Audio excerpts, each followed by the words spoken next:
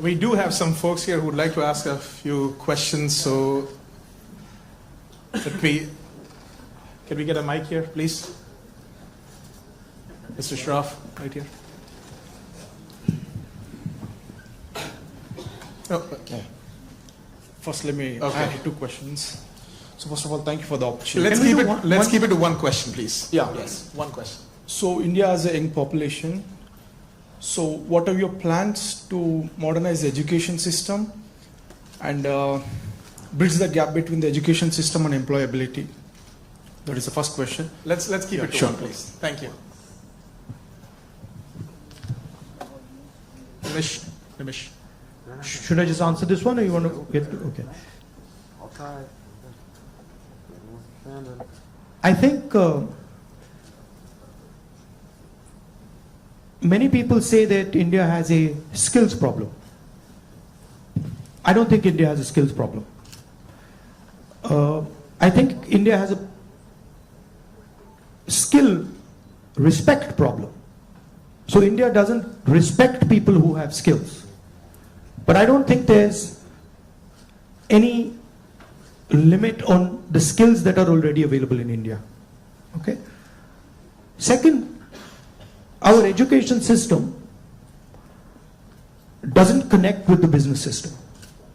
So you have a business system that is operating on its own, and you have a sort of ivory tower education system. And the education system in no way connects deeply with the skill structure of India. So I think bridging that gap, linking those 2 systems of skill and the education system, vocational training, I think is fundamental.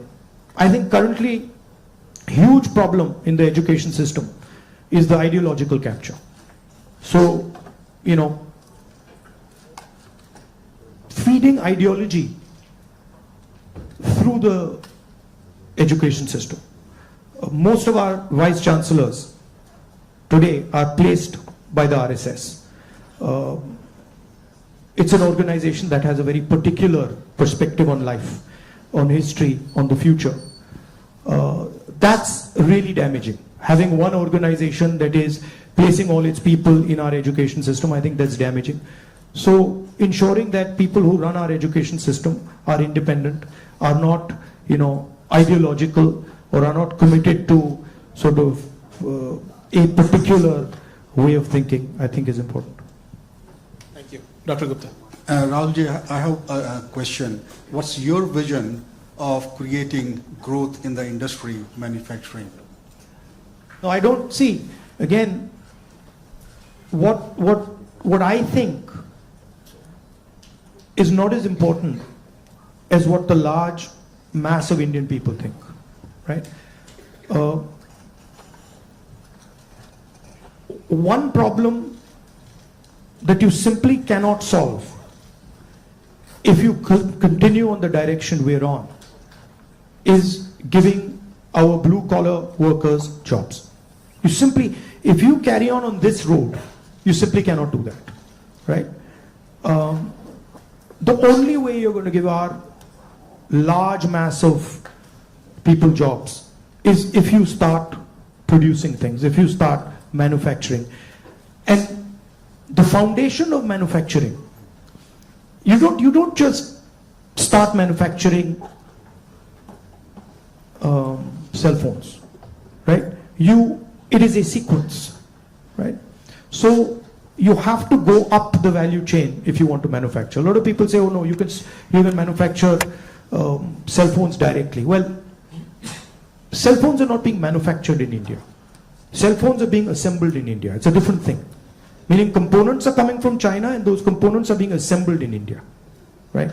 The reason China can develop those components is because they have a huge infrastructure that has manufactured many different things, many different types of things before. So you cannot get away from that basic stuff. And I think you have to have a vision for production. For example, our GST is designed against production. It rewards consumption, it punishes production. States that produce are harmed, right? Large monopolies, huge monopolies harm production, right? They influence the policy regime so that players cannot produce. So these are some of the things that you would have to look at if you want India to start producing. I'm convinced India can produce with no problem. I'm convinced that India can take on China if you start aligning the country for production and if you start respecting skills. I'm absolutely convinced of it. And states like Tamil Nadu have already shown it. Right? It's not that Indian states have not done it. Pune has shown it, Maharashtra has shown it, Tamil Nadu has shown it, Karnataka to an extent has shown it.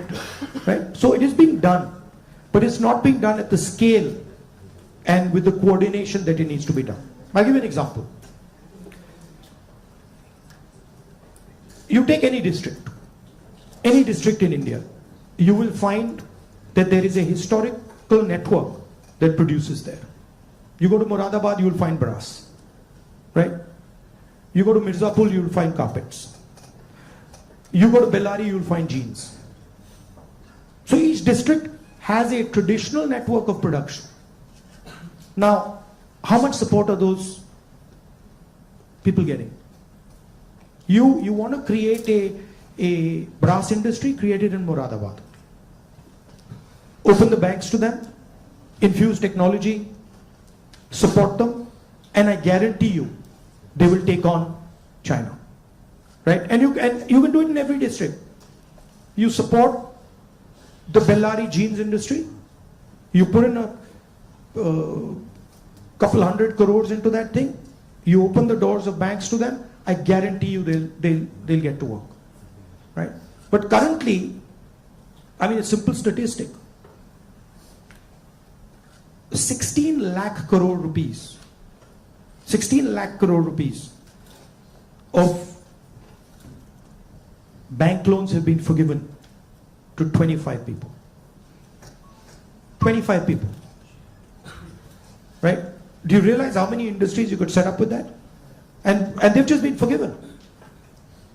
Right? When we forgive farm loans and we say, okay, we're going to forgive 70,000 crores for all India's farmers, the press suddenly jumps up and down. And 16 lakh crores have been forgiven without a word. And whose money is it? It's taxpayers' money. Where's it come from? It's come from your pockets. So why should 20 people get this massive free gift?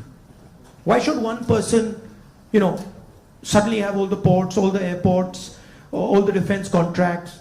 What is happening when you do that? You're taking away money from people. Instead of having one business that runs all the airports in the country and one business that runs all the ports, you could have 10, 15, 20. Right? So it's all destruction of economic activity.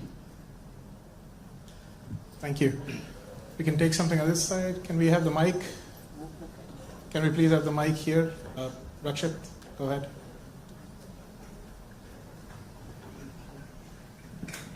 Hello, Rahulji. My name is Rakshit. First of all, thank you so much for being here. We feel so privileged. So my question is, how do you think we as students and youth contribute to and get involved in public service and the development of our country? Come and work with us. We can show you. But realize that neither is it easy, and it's not fun all the time.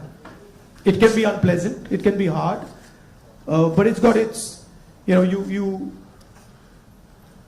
do get gratification from it, but it's not easy. And if any of you are interested in it, we run internships and we put people into our system and train people.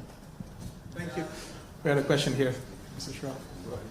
Rahulji, first of all, thank you for coming here and gracing UTD with your presence.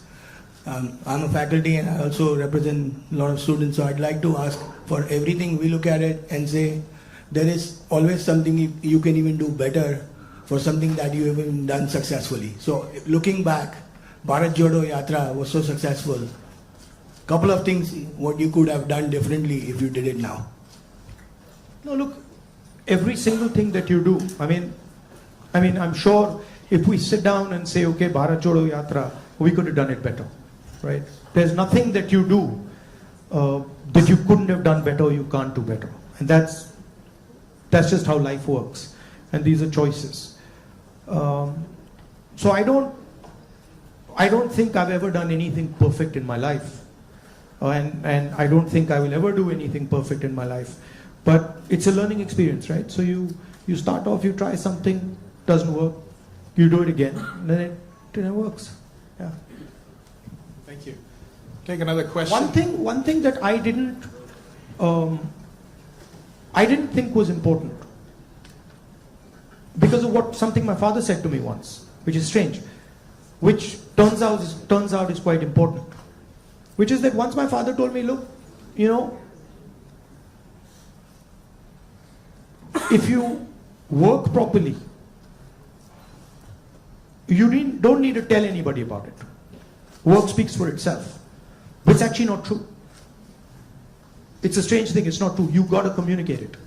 And the one thing I have fundamentally changed is that earlier I would do something and I wouldn't communicate it.